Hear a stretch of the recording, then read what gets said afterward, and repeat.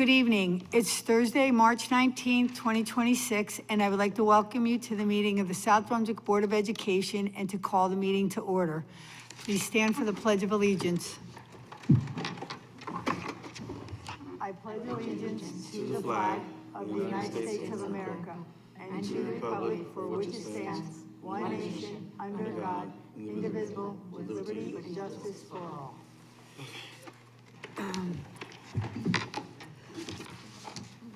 The New Jersey Open Public Meeting Act, NJSA 10-4-6, also known as the Sunshine Law, was enacted to ensure the right of the public to have advance notice of and to attend the meetings of public bodies at which any business affecting the interest is discussed or acted upon. The primary purpose is for board members to discuss and vote on board business.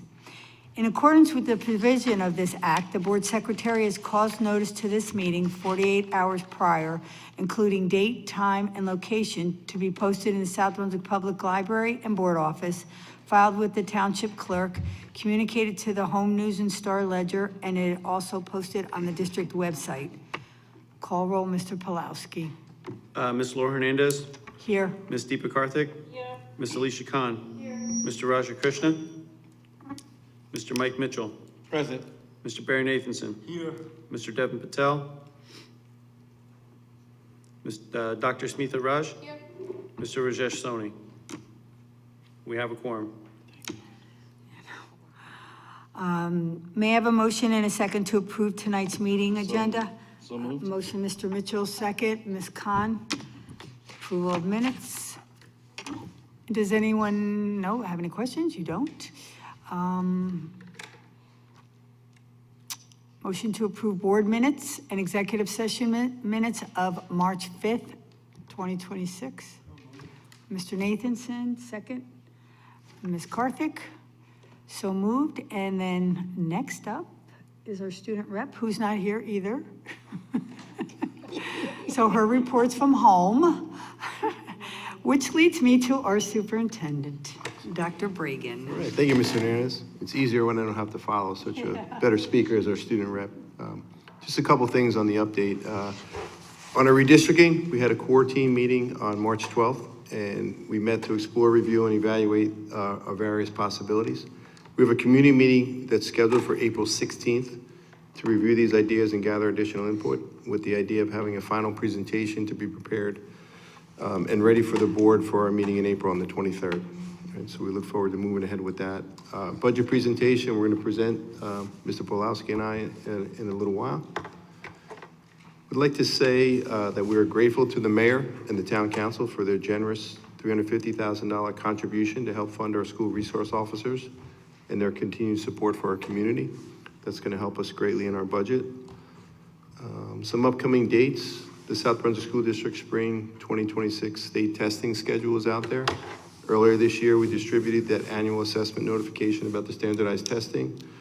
This week, we administered the NJ GPA to our students in 11th grade. This assessment is a high school graduation requirement, and the assessment includes reading, writing, mathematics. Later in the spring, we'll have the NJSLA testing done, and those schedules will be posted shortly and communicated out through the building principals. Our Special Education Parents Advisory Group will be meeting on Wednesday, April 15th at 6:30 at Black Horse Lane. Hopefully you can attend.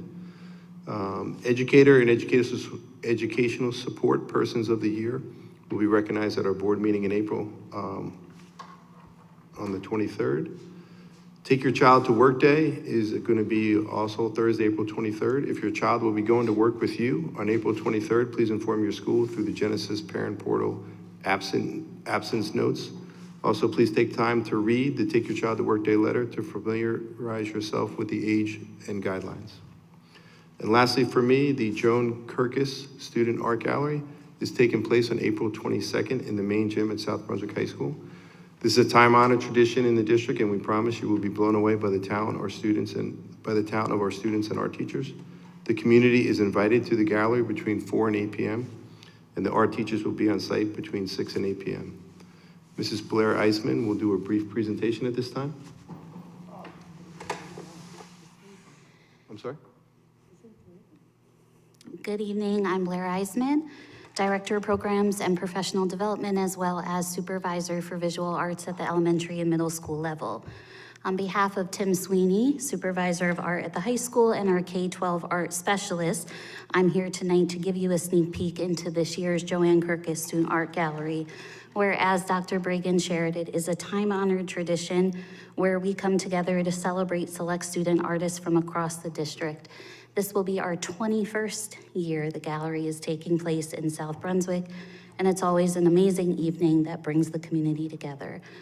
Thank you to Rebecca Bufis, high school art specialist, for putting together the video you're about to see, as well as our Viking Television Network, who created a time-lapse video of last year's gallery, so you can see how our beautiful gym gets transformed into a truly awe-inspiring space. Gentlemen.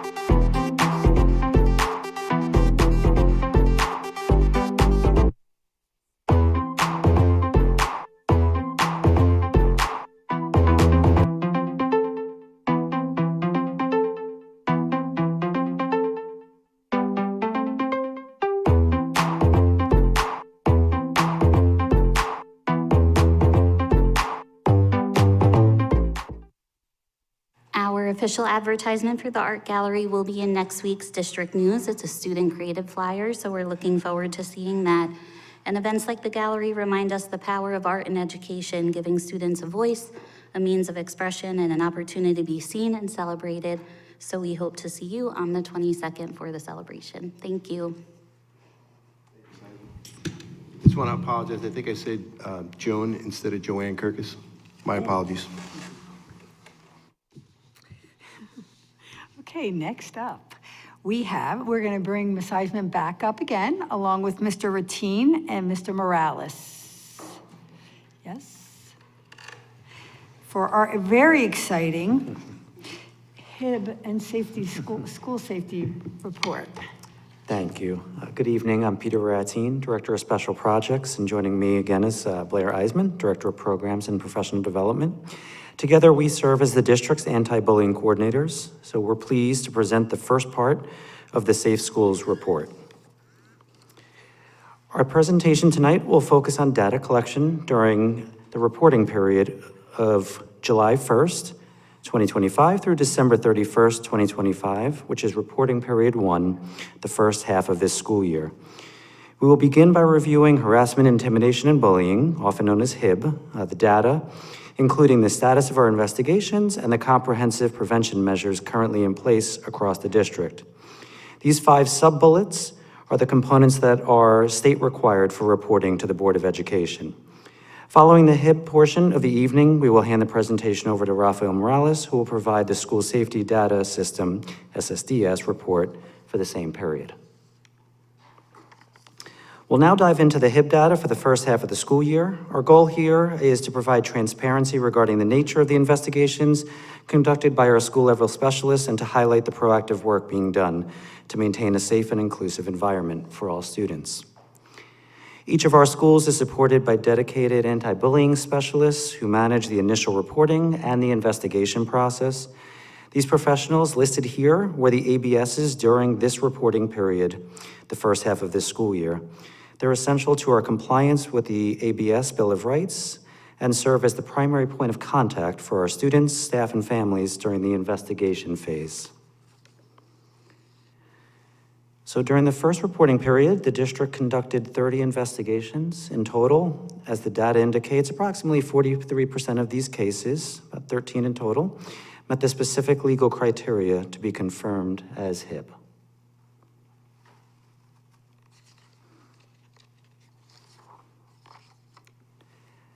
This slide provides a more granular look at the activity across our individual schools. You'll notice variations between schools. These figures can vary for many reasons, including situations that may arise during this particular reporting period. I'll leave this up just for a moment longer.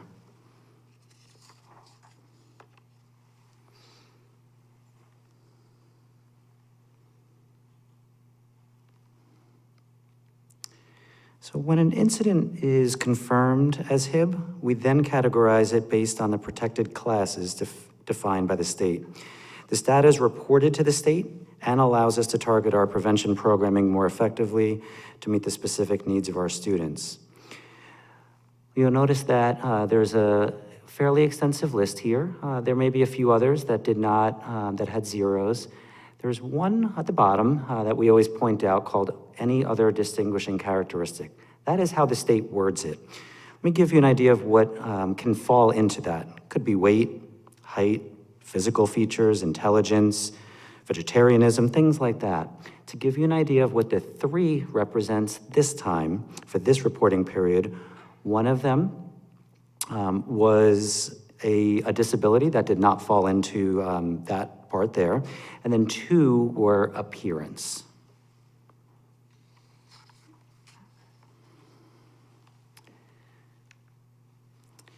Our response to confirmed incidents varies and is not a one-size-fits-all.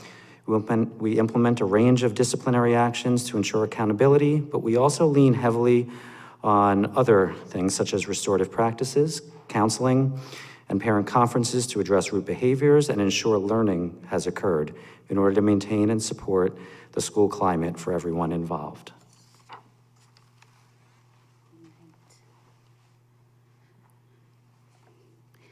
As a district, we always aim to be as proactive as possible in regards to HIB.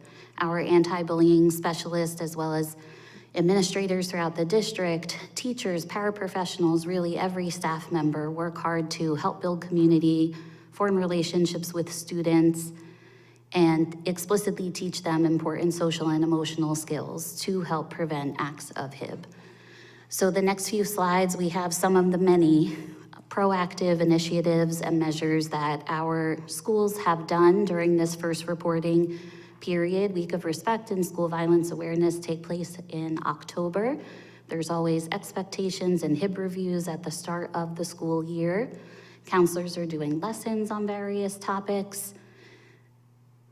Peer leaders are models for our kids in our schools. Student committees, buddy bench at Junction. I'll let you read through some of these. Peter and I do meet with the anti-bullying specialist a few times a year for job-alike meetings where we discuss concerns, look at patterns, and talk about what else can we do to prevent acts of HIB. Some schools have character education newsletters. The hot dog assembly, I think Raphael was there as well at Brunswick Acres, was a fun community event for everyone but the principal and assistant principal who ended up with ketchup and mustard on them in the end.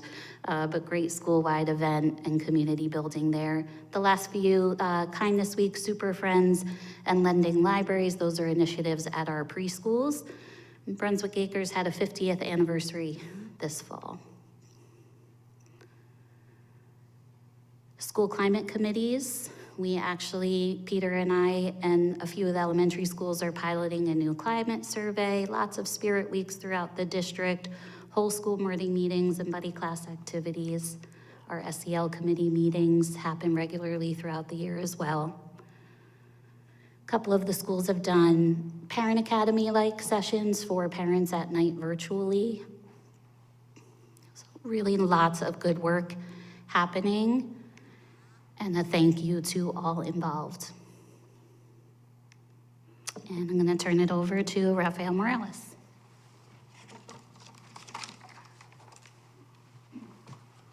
Good evening, everyone. My name is Rafael Morales. I'm the Student Services Director for the school district, and my office manages the entering and reporting of school safety data. I only have 2 slides, so I thought I would maybe just give you a little bit of a backdrop to make sure you understand this system, especially because our reporting period 1 is usually less exciting than when we report out for the entire year during reporting period 2. The state used to record this data through a vandalism and violence report. That is usually what was delivered to schools and during board meetings. That system changed to the school safety data system, and my office manages the entering of this data directly from our student information system. So our schools enter those incidents into our system. My office reviews them, makes sure there's no missing information, and then we go ahead and enter it into the state system.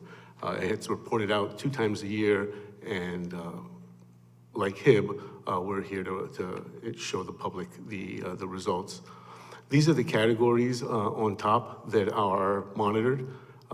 In addition to reporting out the same HIB information that Blair and Peter reported out, this reporting requires us to indicate incidents of violence and vandalism, incidents of substance use, and instances of weapons. In addition, there's a monitoring and making sure that we're keeping our eye on the suspensions, both in school and out of school suspension. Those are the numbers for reporting period 1 at the elementary level. Like I indicated, not too much action during this reporting period, September to December. This is for that same period, same categories at the high school. I mentioned this last time when I shared the information for the previous year.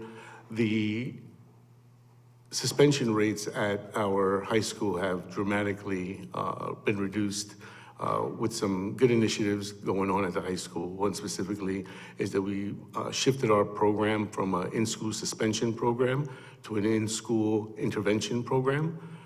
This allowed us to keep students continuing to learn, continuing to be with a certified teacher during this time of suspension.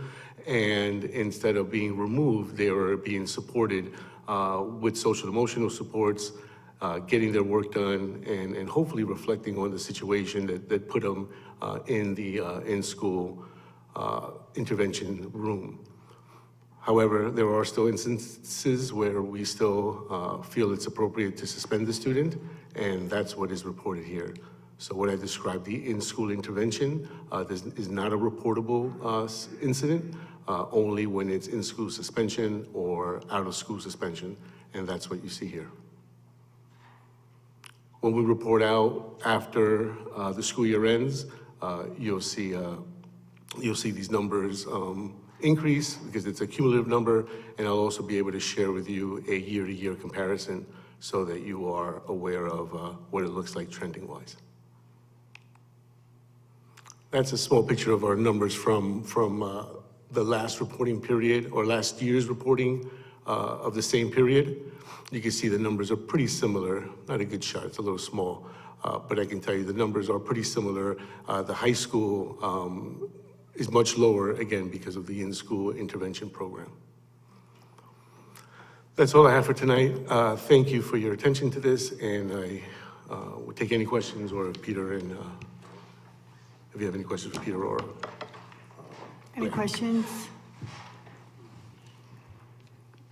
Just want to point out that the substance abuse incidents have reduced. So I do want to acknowledge that programs are working. yes. I did have a question. Go. So there are those 3 categories, right? Like substances and weapons and forgive me. It's like violence and vandalism. Yeah. So the last column which you had in school and out of school suspension, that those numbers indicate other code of conduct and those kind of suspensions also? Yes. It could be other suspensions for different activities, or it could be one of those incidents that led to a suspension. So we would have to report out both. We would report out that an incident of violence happened and if a suspension happened. Okay, Because I saw that in the elementary, there was just, the three categories, and three reporting categories, you had 0, but you had in suspension, out of school suspension, you had a number there. So that Right. could be a code of conduct or It's a something. code of conduct violation, yes. Okay. It didn't raise to the level of a SSDS reported incident. Got it. Okay, thank you. That same question. I had the same question, exactly. Anyone else? Thank you so much. Appreciate that. Okay, next up. Yay. It would be our budget presentation by Dr. Bragan and Mr. Pulowski.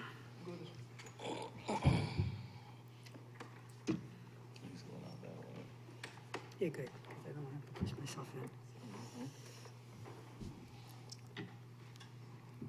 I'm freezing.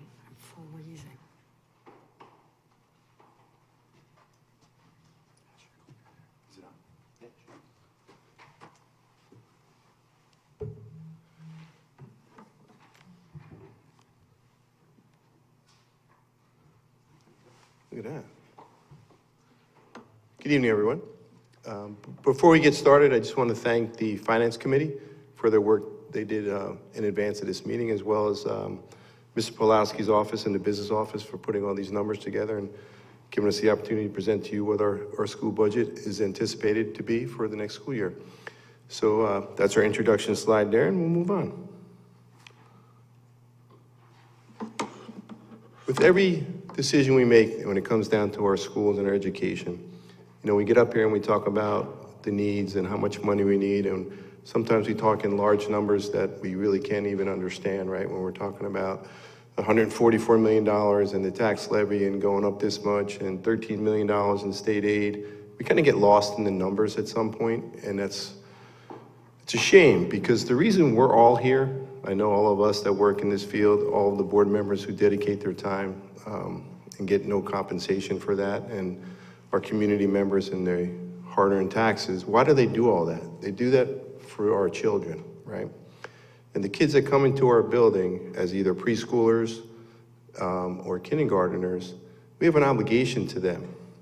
We have an obligation so that when they get out of our system and they go through our programs, that they have all the opportunities that we want for them, and they're capable of becoming anything that they want to.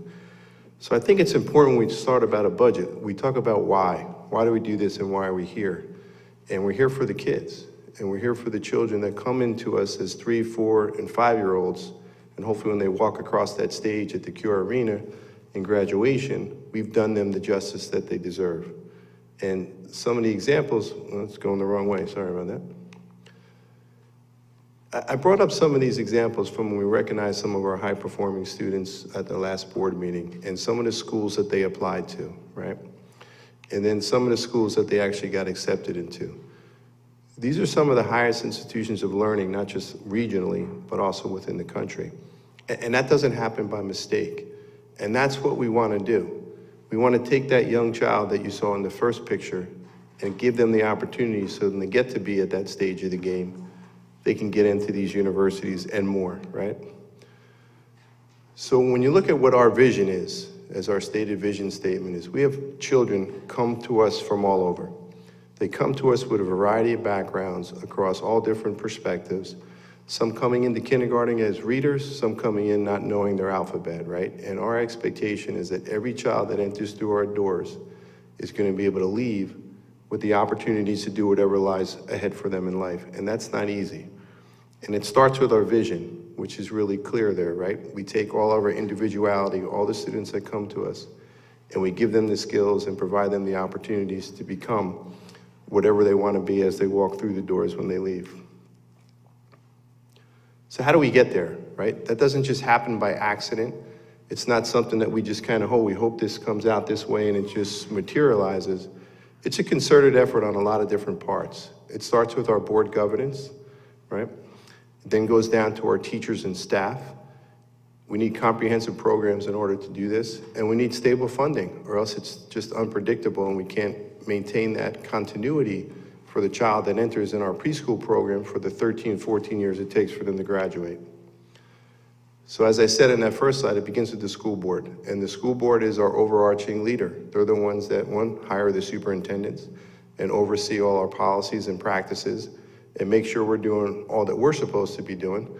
And also, they're the ones that put together the budget and approve or don't approve our financial requests as we move forward. So it starts with the school board, then goes to our staff, our teachers, administrators, and all the other people involved in the school system. And sometimes we forget, it's not just the teachers and the administrators, it's the bus drivers, it's the custodians, it's the maintenance workers, it's the cafeteria workers, it's the lunch and recess aides, it's the safety aides, security officers, and everyone else that is involved in this. And for us, one of the things that I could say that we're really proud of in South Brunswick in my short time being here, I think our staff are second to none. We have some of the best people that I've ever worked with. And where does the rubber meet the road and all the things we're trying to pull together? It starts with our staff, and we should be really proud of that. Moves on to the programs that we offer throughout the district, right? You saw some examples, and we had the art program we were talking about tonight, that's gonna be displayed in a couple of weeks. But we offer comprehensive programs across our entire spectrum, from preschool through high school. And it starts here in early childhood. We have the preschool expansion aid. We're getting a little bit more money this year. But that's an initiative to make sure our programs reach out to our youngest learners in grades 3 and 4. And we're able to begin the process there of getting them acclimated to the South Brunswick school system. Full day kindergarten goes without saying, it lays those foundational skills. And then our core academics. We got rigorous educational programming through all of elementary and all the core academics. And then in addition to that, we have the SEL learning and the STEAM learning incorporated with our digital and technology learning. So even starting at our youngest grade level, the South Brunswick School District provides a comprehensive program for our students. Transitioning to middle school, building upon the same core curriculum, going to more honors and advanced classes for our accelerated learners, our world language program. Again, our STEM and technology really start to kick off at that point too, and get our students to the next level. And then our arts and electives. One of the things that we should be really proud of is that we educate the whole child here. It's not just the core academics, but it's everything, because not only is it all important for developing really strong, capable citizens for our community, but it's just good for them as well.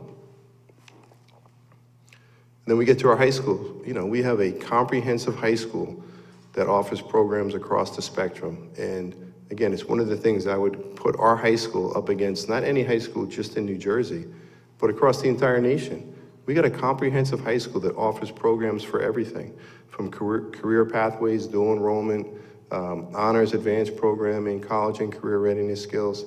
It's something that we should be very proud of. And sometimes when we're from South Brunswick, and this is kind of all we know, we take it for granted, and we don't really see what a great high school we have here and how much we have to offer there.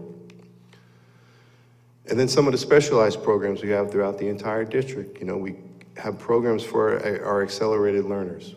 We have programs for our multiple language learners, right? Our students that are coming as English not their primary language at home. And then the services we offer for our students with special needs. We offer the full continuum and trying to make sure we meet all their individual and unique needs. In addition to all of that, right, we have all this other programs for our student supports for mental health, our counseling programs, our response to intervention. We talked a little bit about our committee learning at our education committee meeting before about some of the tiered interventions we provide. And then all our athletics and clubs, the performing and visual arts, and then our summer programs. We do so much in this community for our children. And it's something that I know I'm extremely proud of just to be a part of it, and all of you should be too. So when you look at the things as we put in place, what's required? We need a board governance that understands that and puts those processes in place. We need high caliber, dedicated staff members in order to bring that to fruition. We need programs that are comprehensive, that will cover all the areas that we need to, right? To cover all these areas that I mentioned. And then the last thing we need is, sometimes it's the most important need, but we need stable funding. Without making sure that we have the finances in place, and not just for one time or 1 year, but over a series of years to provide the stability to make sure those instructional programs are there for all our kids. That's why I thought it was important to start this budget presentation, not just drilling down with the numbers, but why does it matter? And why do we need all those funds? And why does what we do here and what we vote for here at this board meeting and the future board meetings coming up matter so much to our community? Because the dollars are not just dollars, they're kids. And that's why we're all here. So I'm gonna pass it off to Mr. Pulaski to go to the numbers right now. This was forward. Yeah, it took me a while to figure that out. Thank you. So let's talk a little bit about funding. South Brunswick has been in a difficult situation for quite a while now with regards to state aid.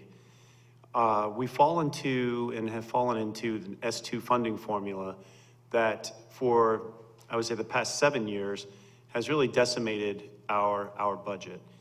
We have done a lot of different things to accomplish or maintain our actual programs, but we're going to talk about, I'll get a little bit more into what that funding looks like, but let's talk about our budget and what we really need to focus on and what our objectives are for our overall budget. We're here to provide and support a high-quality instructional program. We strive for academic excellence. That's the overall utmost important piece of what I feel like we do here in South Brunswick. We foster safe learning environments. If you walk into any one of our facilities, you will see safe, secure, by far the cleanest and the most, I would call it the shiniest floors you'd ever imagine in any school anywhere. Our guys are exceptional, and our buildings are really well kept. We have another objective, we have a fiscal responsibility.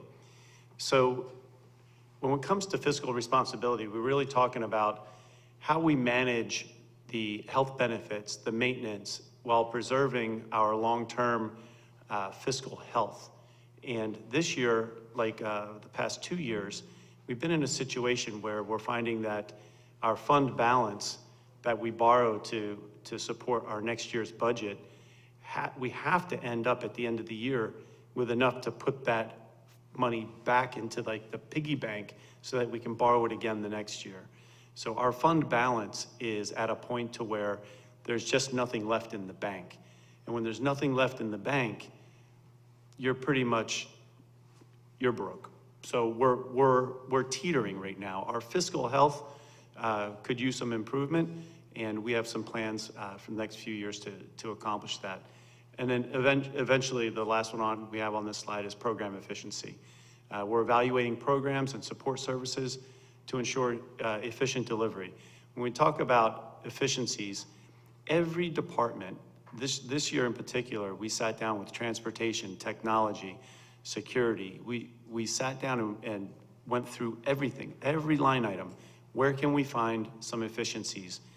Because we know, just like past years, this year is like no other. So we have some strategic investments. We have some health benefit management and some long-term financial stability.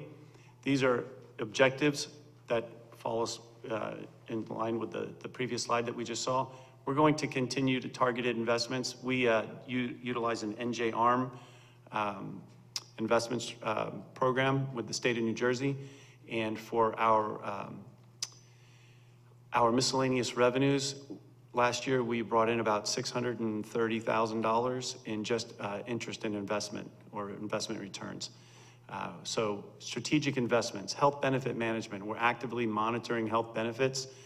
We have some things going on right now in health benefits that are surely going to benefit the district.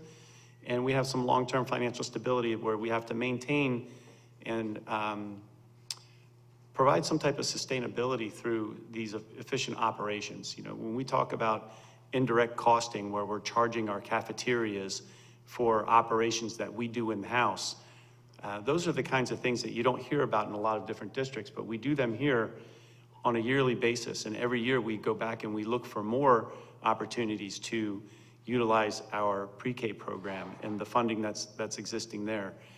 Or we're looking to utilize our cafeteria program and some of the operations that we can transfer expenses into those funds to help benefit our classrooms with the funds that we play with expenses and back and forth. So our key budget drivers, like in any other budget year, we have salaries, we have employee health benefits, and we have state aid impacts. This next slide is the slide that gets us every year. And it's like this in every school district, I would imagine, in the state of New Jersey, especially one that's in a S2 environment. So you can see from this chart that's on the right there, we have a salary obligation of about $3.1 million. That's $3.1 million. That's the obligation that comes from our increases on our negotiated agreements with our collective bargaining units. We have a tax levy growth. If we took a full 2% on the tax levy, $2.8 million is the most we could increase our revenues from our tax levy for next year. And we also know that we have a health benefit increase of $3.2 million. So when you look at the graphs on the right, you can see the disparity. We talked a lot a couple of years ago about our ability to, in a school system, to generate revenue. We can't sell stuff. We're not a typical organization. I remember previous superintendent talking about, Coca-Cola, and when Coca-Cola wants to generate more revenue, they can cut expenses or they can increase the cost of their product.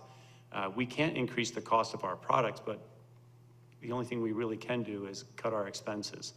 So a school district like us, we're in this dilemma where we know that every year when we come to the table, we're $6 million in the hole, and we have $2 million that we can generate in additional revenue.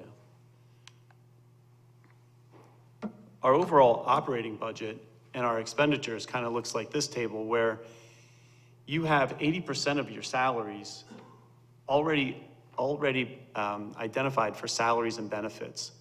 So 80% of your budget, 80% of everything that's in our actual budget goes to salaries and benefits. And then you look at the other side, about 20% of everything else is, your supplies, your maintenance, your transportation, tuition, and professional services.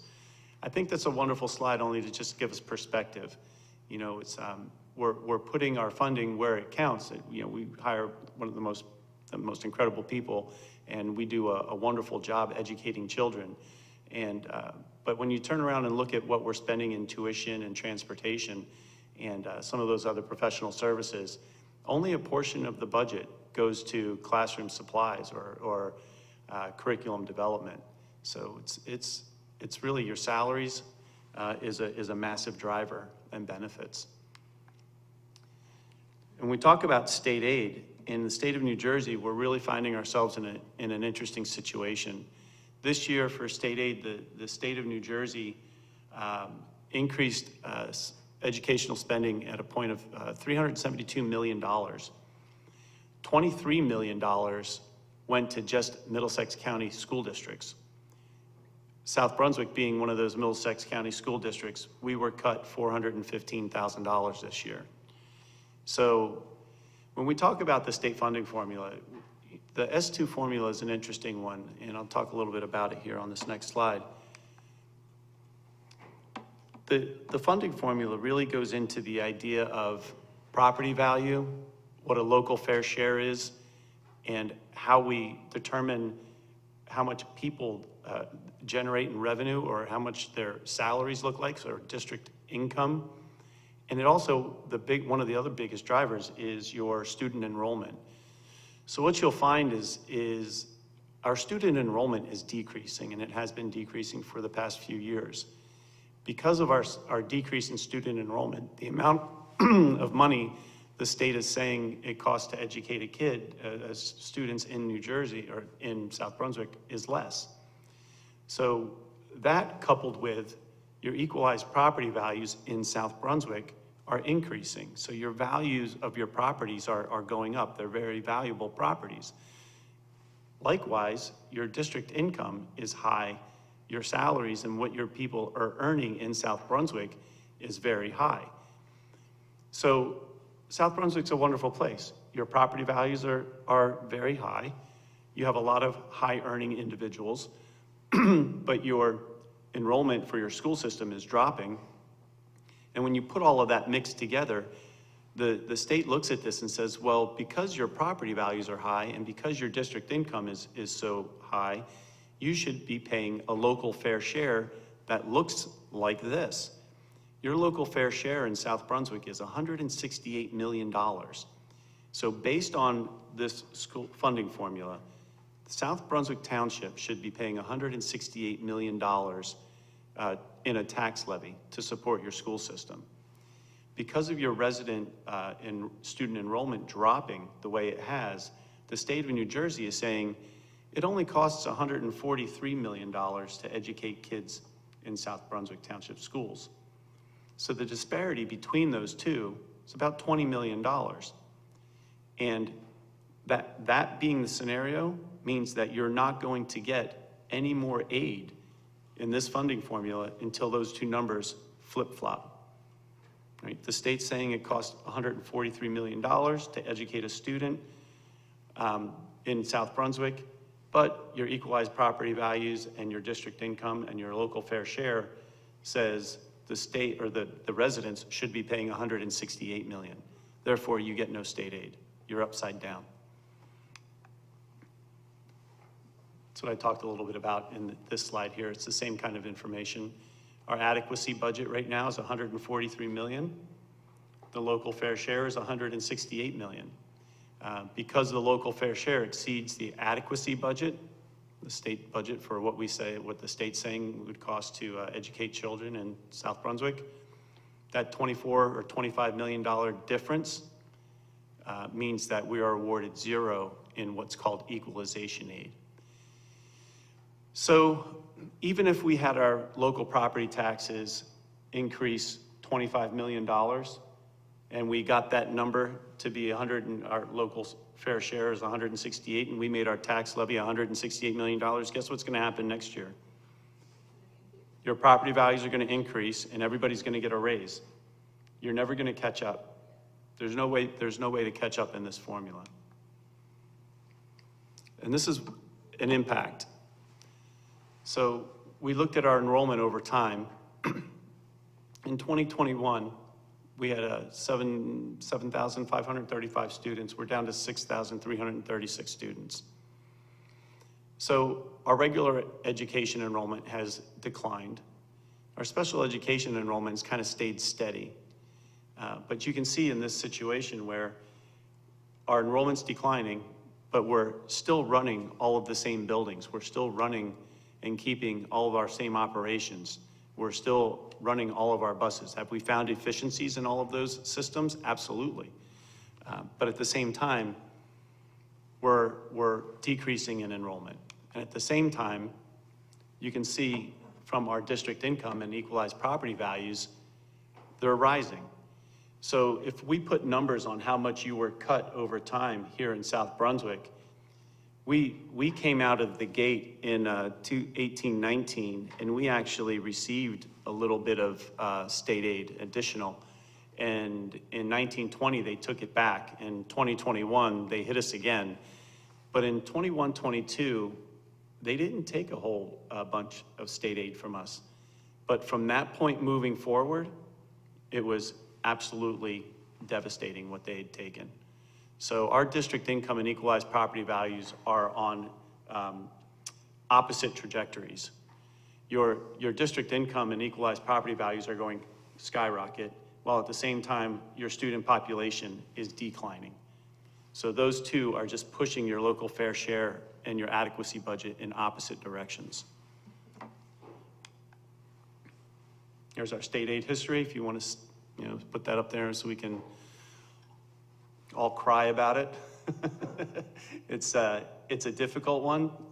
State aid's fallen 24.8 million in 2018-19 to 13 million in 26-27. So over the course of time, that impact, we've done everything possible. And I would imagine if I went to anybody and said, hey, do you remember back in 2021, what did our buildings look like? They're just as gorgeous as they were today. What did the educational programs look like? They were just as academically challenging and good for kids as they are. What did our athletic programs look like? We've worked so hard to ensure that what happens in the classrooms and what happens on the fields and what happens in the buildings has not been touched by our financial situations. And that's a testament to everybody here in the district.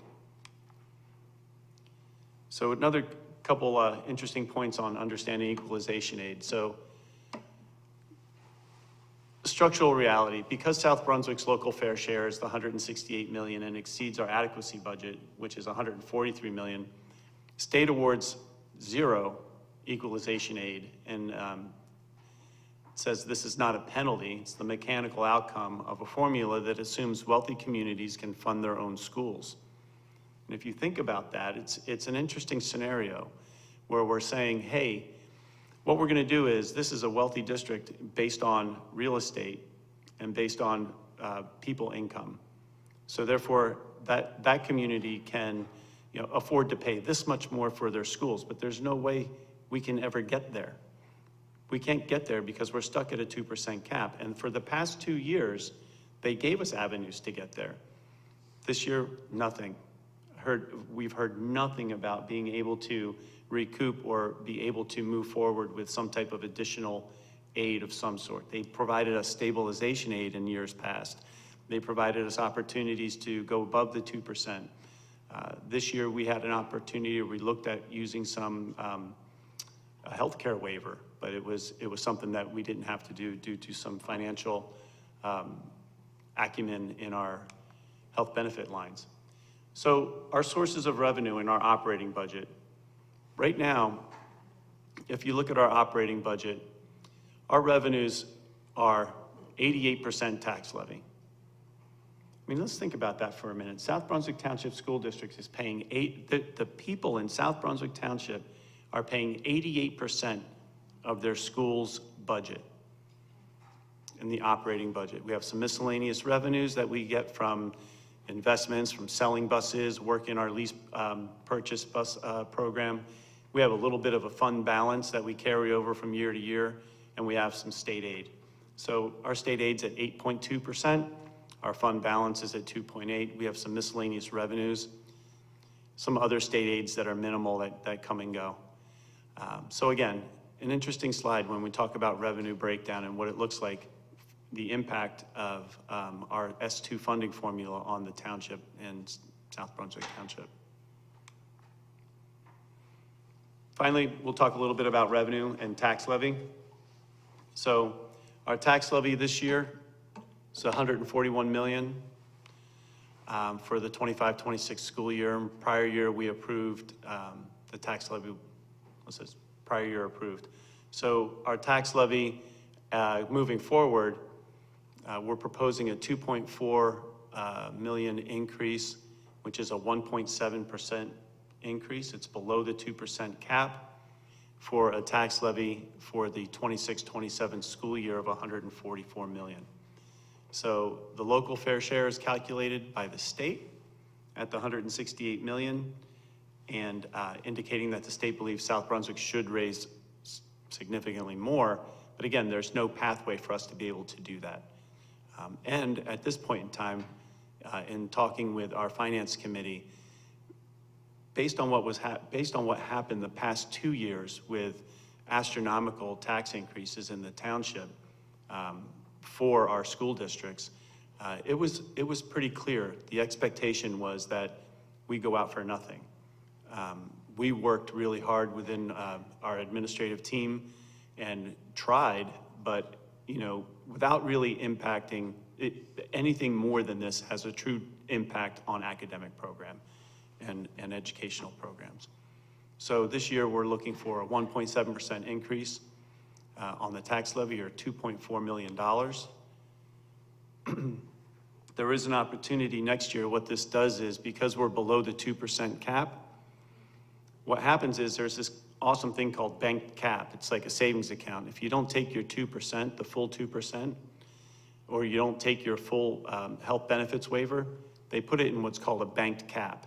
And you can pull that next year for use if you need it, in addition to your 2%. So banked cap's not free money, it's added to your tax levy for next year's use if you need that. So our total banked cap for next year will be about 1.3 million. And if needed next year, it's kind of like a little safety valve. A little tax levy historical review. Those are the past 2 years.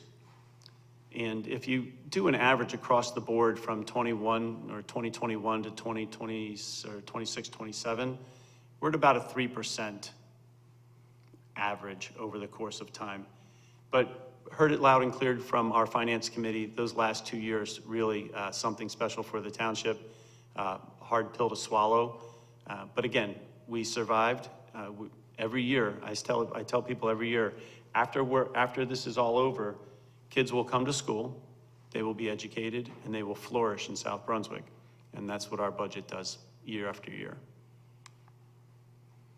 So we have some continued budget pressures. We have personnel costs, transportation, special, these are all items that just constantly, year after year after year, have a difficult impact on our budget in some way or another. And we're addressing our structural budget gaps by providing personnel reductions. We're doing some operational reductions, and we have some healthcare cost adjustments. So these are the areas that we went into with this budget right now, and this budget being a tentative budget. So we're not really drilled down exactly on what those personnel reductions are. We're pretty solid on the operational reductions. And from what I'm understanding, we're pretty clear on what our healthcare cost adjustments are moving forward. So this is how we're addressing those gaps that we saw in the first slide, that extra, $3.5 million. This is how we're going to attack that gap in this year's budget. So our estimated tax impact for 26-27, for a 200,000 assessed home in South Brunswick, you're looking at a $57 increase. For a $300,000 assessed home in South Brunswick, it's an $85 increase. That's what our 1.76% increase on our tax levy would impact on our homeowners in South Brunswick for next year. Budget at a glance. So for the past 9 years, and this is budget, these are numbers, this is all the fun stuff, right? But for the past 9 years, my superintendent would stand up here, Scott, and he would talk ad nauseum, and every once in a while, he'd let me stand up and say 2 slides and say 5 words. So I'm passing that right on to Stephen Corso. He's our assistant business administrator. I'm gonna give him a couple slides to get him acclimated to budgeting and presenting here in South Brunswick. Mr. Corso. Good evening, everyone. So this slide was one that we liked. It just gave a good overall picture of what makes up our overall budget. So if you look at that first column there under our general fund for total expenditures at 166 million, that's all of your operational expenses. So consider your salaries and benefits goes into that, your transportation expenses, your special ed expense, buildings and grounds maintenance, all that stuff is in that $166 million number. Continuing to the right, under special revenues, that $11 million number, that is a makeup of your federal grants, preschool aid, non-public funds that are given to South Brunswick to manage. It's important to know, though, that those funds are reserved for very special things. We can't spend that on any way we'd like to on our regular operating budget. So it's a part of our budget, but it's not able to be used for operational purposes and salaries and things like that. Debt service, you'll see next, that's our debt service payment for this year, so that impacts both on the expenditure side, but also on the tax levy side And then that gives you your total number. So our all-in budget with all those categories considered is 180 million.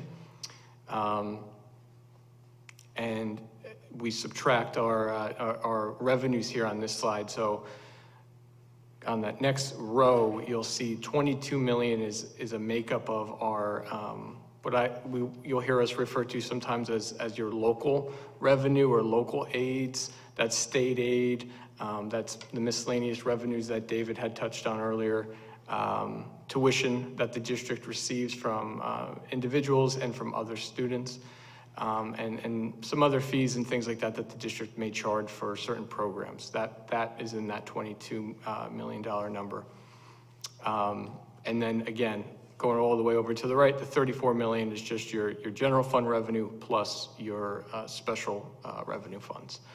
And that final row is what makes up our tax levy number. So when you take your total expenditures and subtract your local revenues, you get your tax, general fund tax levy number. And finally, the same thing on the other side. Your all-in tax levy next year is 145 million.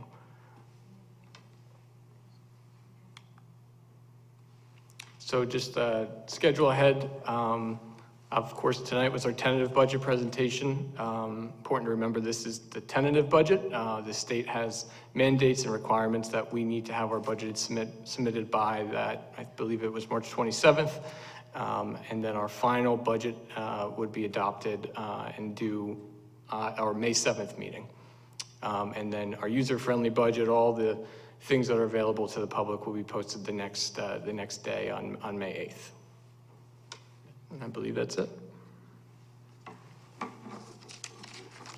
Any questions? Wow. Go ahead, Barry.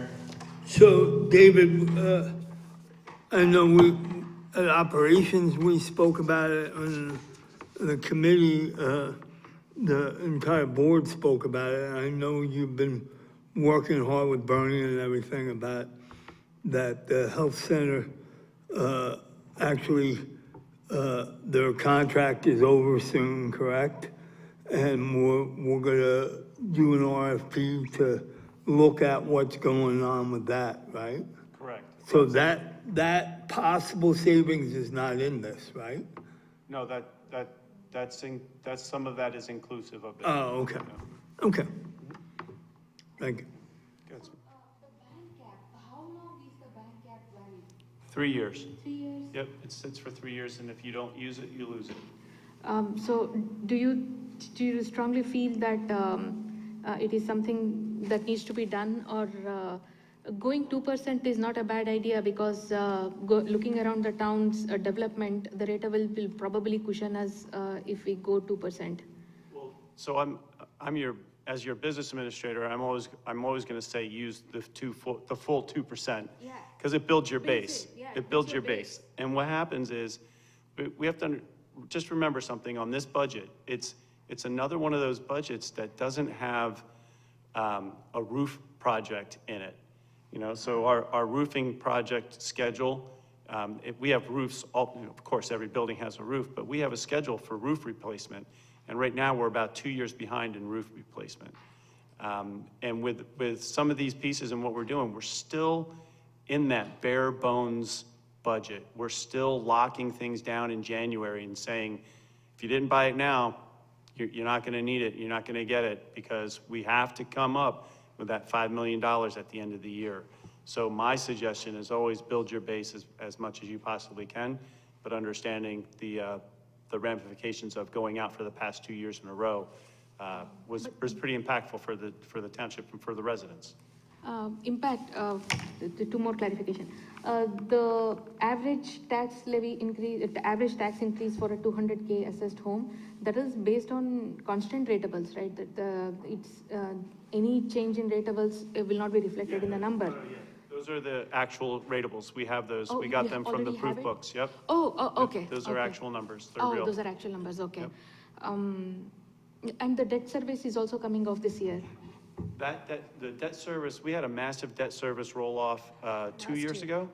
This is just a remainder. It's for, I think this debt service, I think it's 3 years. Yeah, no, it's ESIP's in our general, in 11. This is debt service in Fund 40. I think you have 3 more years. Next year, it's about 1.7 million, and it decreases a little bit for the next 3 years, and then it rolls off. Okay, okay, thank you. Yep. So Dave, I forget what they call it, but if we go to 1.76, so 0.24 can get applied next year. That's your Correct. banked cap. Yep. The bank cap, so we can apply that next year, so we can go up to 2.24 next year, You if can. need be, correct? If need be, you can, yes. Okay. Anybody else have any questions? Go ahead, you first. So I was curious to know, I know your recommendation is 1.76 and it would be my preference to use the, why are you recommending that we use a bank cap? I'm not recommending you use bank cap.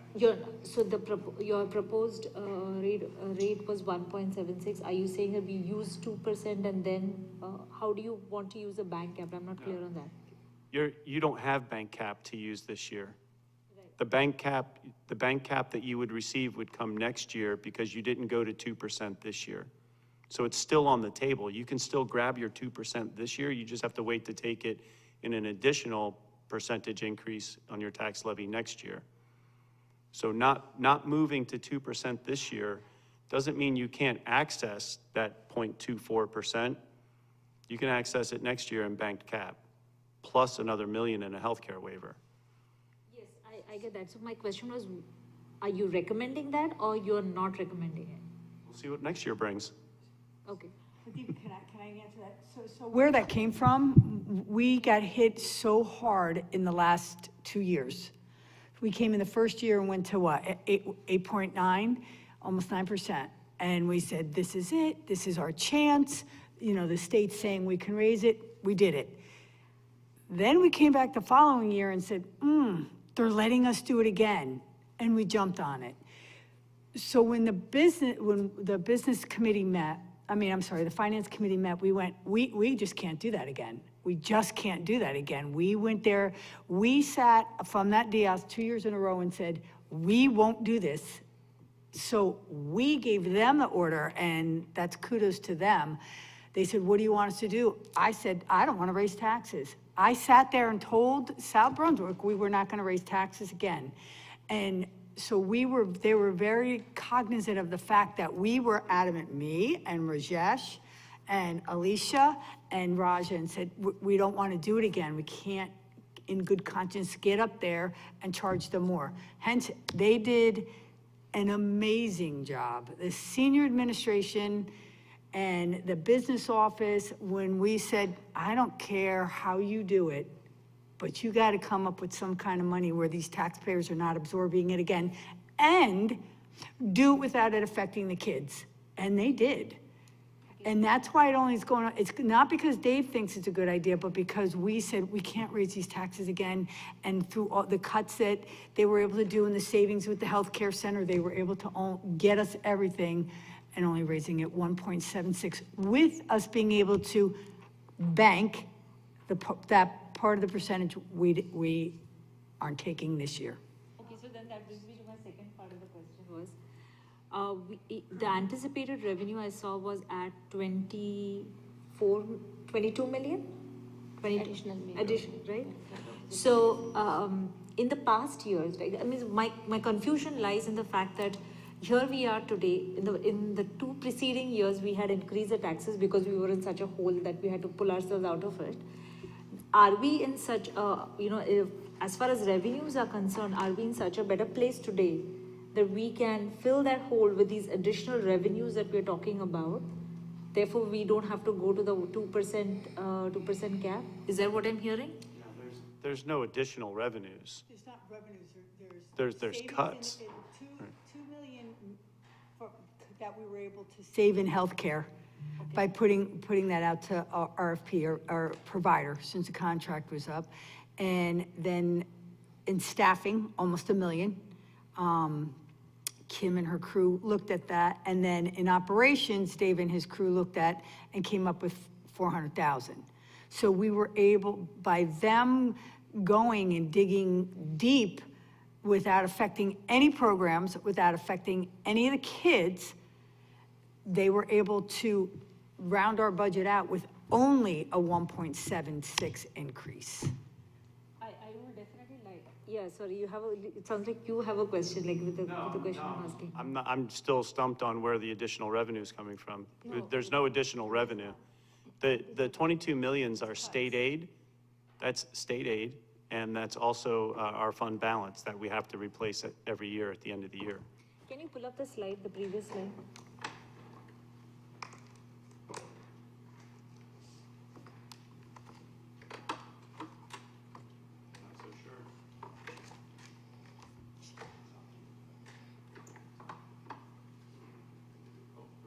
Yes, so anticipated revenue, sorry, I think that was, okay, so this was the 22 million, right? That 22 million's that's your state aid, your fund balance. And your cuts that Laura was talking about. And no, your cuts are expenses. These are just revenues. Yeah, your cuts are, yeah. Coming out of. 1 second. If we did make those cuts, we'd have $4 million. So the cuts are coming out of What is this? 166? Why is there only two pages? Okay. No. It's not solidified yet. Okay. That's your tax impact. What Budget would at a be the glance. impact, if we go all the way to 2%? Let's come again? What would be the impact if we go all the way to 2%?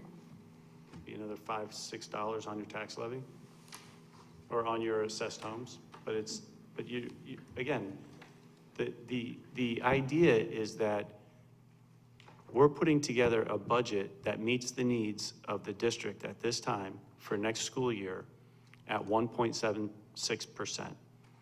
We can do that. That's good for the taxpayers. Okay. That's good for the school. That's good for the district. Adding another 0.24% isn't going to get you another wonderful program or a roof or an HVAC unit. It doesn't exist. You're talking millions in that world. The only reason why I tend to think of 2% is because it builds on. So going forward, it's probably a little more comfortable. But yeah, because it is being banked and the bank cap has a 3-year validity, maybe it is just the Grab same. it next year if you need. Yeah, next year if things go really south, it's still not bad. Okay. By Any the other way, questions? The slides are really nice this time. It is clean and very intuitive. It's Dr. Bragan's new app, Gamma app. Yeah, I love that too. Okay. Rajesh, I think you had a question. Go ahead. Hey, yes, just want to kind of summarize everything because I was in the committee, so I won't go into the details. But first of all, thank you, Dr. Bragan, Dave, and the administration for doing the hard work. So to summarize, what we are saying is there won't be any major astronomical tax increase like we had last 2 years. And the only increase is 1.7 something, which is under the 2% cap. And you have found savings within the existing structure to balance our budget and meet our programming needs. So there is no additional tax, and we found savings to balance our budget for next year as part of this tentative budget, correct? Correct. Perfect, thank you. As we've done for the past 7 years. Like, the last 2 were difficult, but we did accomplish that. So. Any other questions? Tentative budget presentation complete. Okay, but I just want to say thank you, really thank you to our senior administrative team sitting here at the dais in the audience, and Dave's whole crew over there in the business department, because we were just like, we don't care what you do, but we're not raising these taxes again. We can't do that. So do whatever you got to do where our kids aren't affected, and we are raising our taxes either not at all or very, very minimal. 1.76 is very minimal. So thank you. Thank you for all that hard work. Thank We all of really you. appreciate it.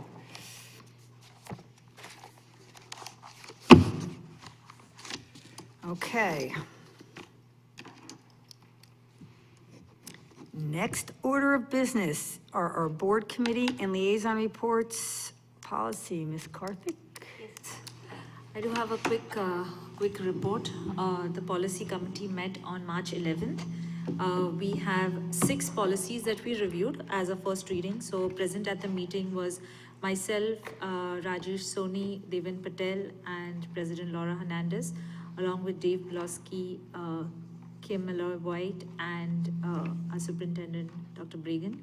So we reviewed 6 policies. I'm just going to read out the numbers of the policies as well as the what the policies contain, and they will be available for the board for the first reading.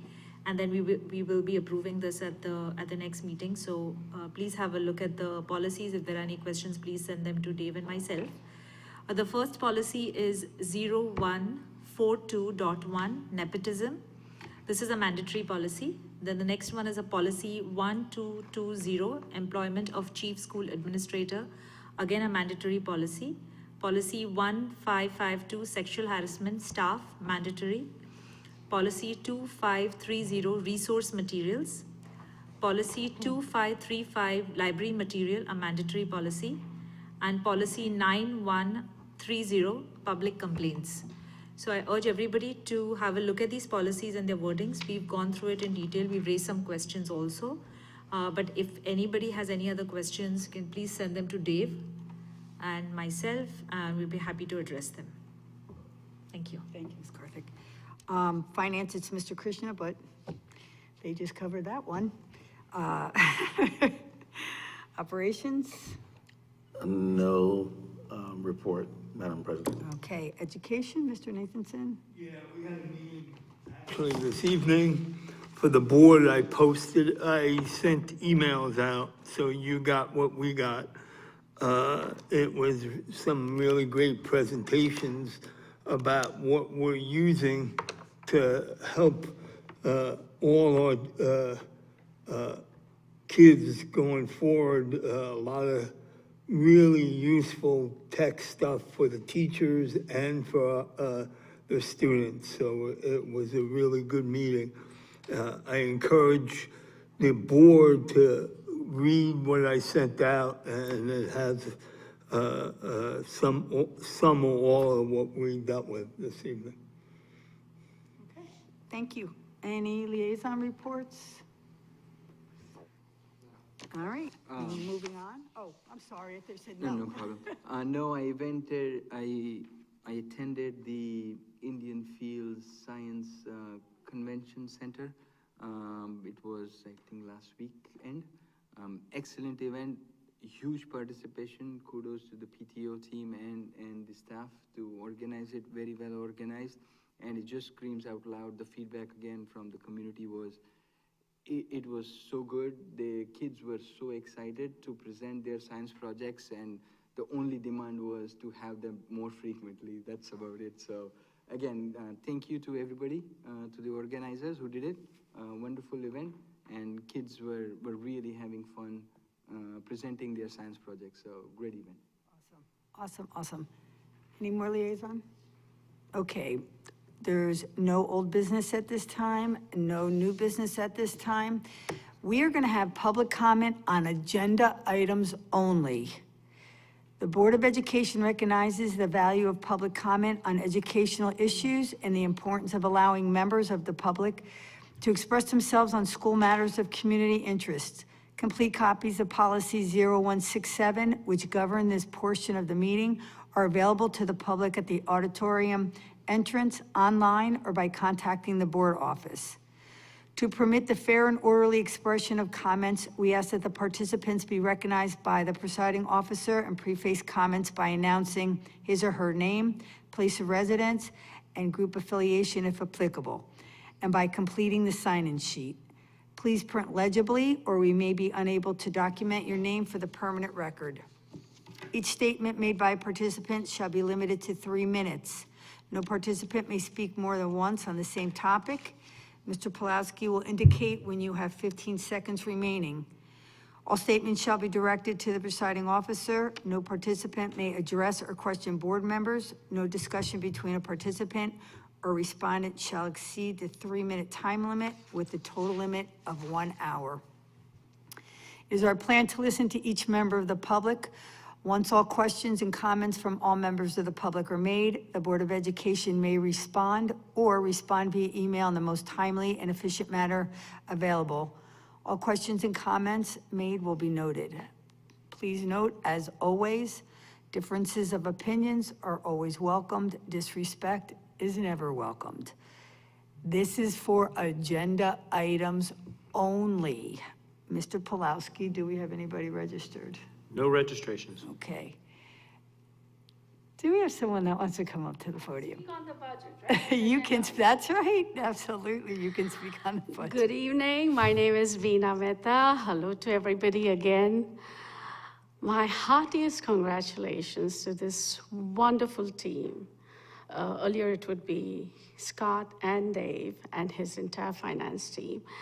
And now Dr. Reagan and Dave for the amazing job that y'all do with this whole S2 funding and the balancing of the budget. I don't know for how many years I've been sitting here and listening and trying to understand how these things work, but once again, heartfully, thank you to each and everybody on this team who makes it possible for the resident and the students of South Brunswick to survive and to swim through against the odd currents despite of S2 funding hitting us so badly. Like in past, I have gone as the community resident to Trenton and, said my 2 cents to our so-called elected and chosen leaders, but we know the story over there. But just wanted to thank you for amazing things that y'all have done. I have something more to share, but I'll come back for my additional 3 minutes with the public. Thanks. Agenda review, Mr. Pulowski. So we have a pretty concise consent agenda this evening. We're approving some transfers, some financials, and a bills list. We have some preschool education aid. We're approving a contract renewal for our preschool providers. We're approving an extension of professional services. We have some transportation parental contracts. We're also approving the renewal of transportation contracts for 26-27. Remember, that's just a portion of them, not all of them. So we're also approving a tentative school district budget. You can see the numbers as they exist there. We have some student field trips, an HIB and bullying report. We also have some travel-related expenses. We're appointing a consultant services and authorization to solicit bids for an energy supply. We're authorizing a third-party electric supply agreement, and we're approving an appointment of a health insurance consultant. And then we have our personnel, and that's your consent agenda this evening. Any questions? Audience, please keep in mind that we get this ahead of time and we ask lots and lots of questions before we get up here. Just one, again, I apologize, you have responded, but I haven't caught up with my emails as I was on my way. So on the transportation contracts, these are the contracts which are not run by our Correct. buses and our drivers, right? Correct. These are in addition to that. Correct. Wonderful. And can you elaborate on the Hyperion Energy Partners? I didn't find those information, So Hyperion is a energy consult. What they're doing is they're putting our energy invoices or energy consumption out on a public auction. So they don't get paid by us, they get paid by the energy company. And they're doing a public auction for our energy. We had a silent bid that came in, and Hudson Energy was one of the lowest in the silent bid. So what they do is they use Hudson Energy as a base. We didn't commit with Hudson Energy yet. So we're in a process right now where we can commit to Hudson Energy if we don't get any lower bids in the public auction. perfect. And I saw that it is the sealed bid that we got for Hudson, so I'm good with it. And another naive question, Dave. I see the third-party electricity supply agreement, which is kind of norm on how we have a predictable expense on electricity, so that's okay. My question is just on the solar panels we have. Right. Do we consume that or it's on the rent? No, what happens is that those give us, that reduces our energy bill, so it's consumption. So we consume it, Yes, and this is in addition to. Yes, this is anticipation. only for the energy consumption after the solar consumption. Perfect, thank you. Anyone else? Okay, roll call, Mr. Pulaski. Roll call vote, we go. Here we go. Ms. Laura Hernandez. Yes. Ms. Deepa Karthik. Yes. Ms. Alicia Khan. Mr. Mike Mitchell. Yes. Mr. Barry Nathanson. Yes. Dr. Smitha Raj. Yes. Mr. Rajesh Soni. Yes for everything except for one sub-item within 1.11 for PD, especially out of state. Again, as part of the principle, I believe we can adjust PD within the state. We don't have to go out of state and incur lodging, boarding, air expenses. So except the Charleston trip, everything approved. Motion carries. Abstention noted. Not abstention, no vote on 1-1. Okay, all in favor? You don't have to motion carry, I don't have to say aye, none of that stuff, right? We're all good. Voted aye. Okay. Now, we're up to public comment on any topic. Please be reminded that my previous statement regarding public comments still applies. Do we have anybody registered? No registrations. We do not. Do we have anybody that would like to make, oh, we do, Ms. Bina. So my name again is Bina Mehta, community resident of South Brunswick for last 21 years. Dave, please give me extra minute if required. I have nothing but all great news and feedback to all of you. In last 10 years, we have seen that there has been lots of, drama here, and most importantly, high doubts on the skills, management of the entire team of South Brunswick School District. People have stood on this podium and shared their doubts where anybody was even capable of running the district and, et cetera, et cetera. I stand here today as a community resident and as a parent. My daughter, she graduated from the school district, and she was class of 2023. Right now, she's in Florence, Italy.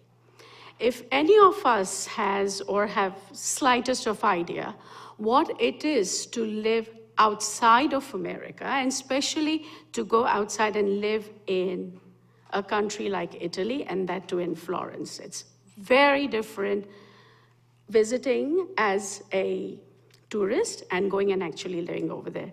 So we have about 700 kids in this semester, just in Florence, from the United States of America. And my child happens to be one of those.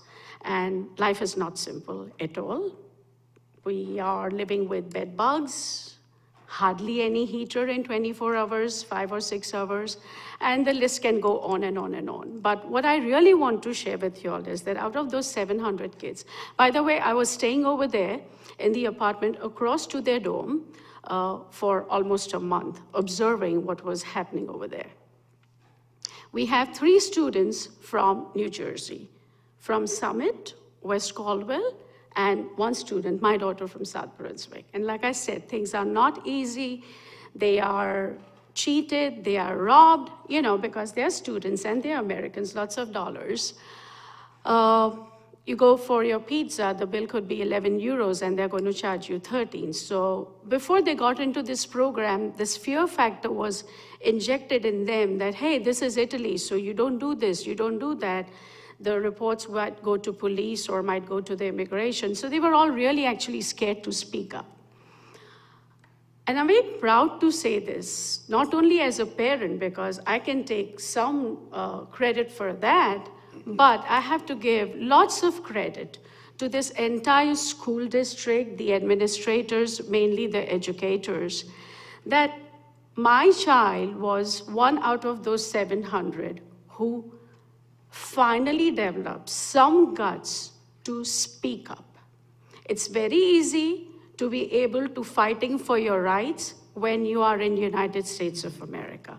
It's very difficult When you go to foreign land, you're just 20 or 21, and to have the guts to speak up, to fight for your rights. And she has been successful so far, but just wanted to share with everybody who's sitting over here, everybody who's watching, anybody who has any doubts about this great school district, that we are in great shape. No matter what anybody comes here and says on this podium, doubting the capacity and the capabilities, half a minute more, Dave, you are in good shape, you're in great school district, and thank you to all of you, because this one child from South Brunswick did what 700 kids from United States could not do. So thank you to all of you all once again. Thank you. Thank you so much. Anybody else? All right, with that being said, we will end our, the public comment portion, and please note that the next scheduled Board of Education meeting is set for Thursday, April 23rd, 2026, at 7 o'clock. Can I have a motion and a second to end the board meeting? Holy cow, everybody went up. Barry and Mike. And with that, and all in favor? Aye. Good night, South Brunswick.